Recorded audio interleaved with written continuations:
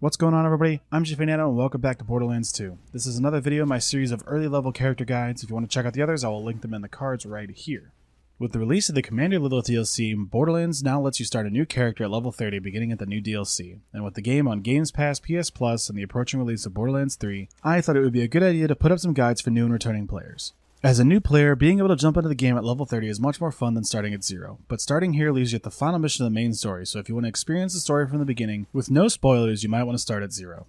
In these videos, I want to show off some early builds for each character for new players and returning ones coming in for the Commander Lilith DLC. The goal of these builds is to make you as strong as possible in true Vault Hunter mode, Borderlands' version of New Game Plus, and the DLC, without specific legendary or unique gear, so you can get right into playing with your friends and blowing up psychos like a badass without farming for hours. I also want to give quick explanations for some of the more confusing skills and mechanics. I've noticed a lot of other build guides just tell you where to put your points but don't explain why or what they do. And last, I want to give some pointers for where you should put your skill points after level 30.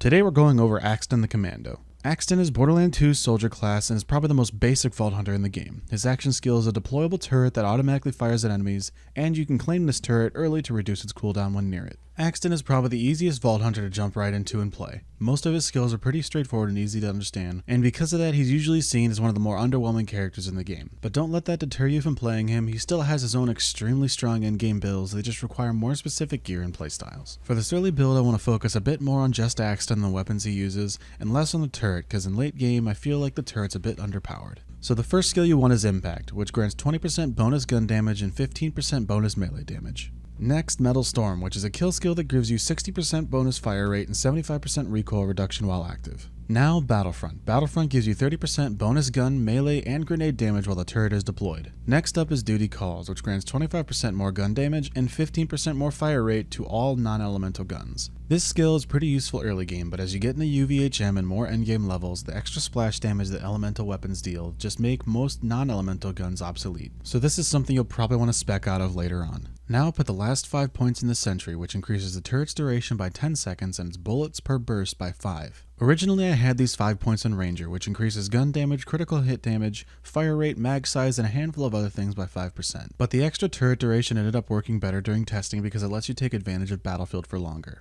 After level 30, you want to consider skills like Willing, Pressure, and Quick Charge, which all buff your shield stats, and synergize well with Preparation, which gives you health regen when your shields are full. You'll also want to consider Able, which gives you health regeneration for shooting enemies, Onslaught, which is a kill skill that grants 30% more gun damage and 60% extra movement speed while active, and lastly Double Up, which is the capstone skill for the Gorilla Tree. Double Up gives your turret a second gun and the turret now shoots slag rounds. This is one of Axton's best skills, allowing you to focus more on actually damaging enemies and less on applying slag.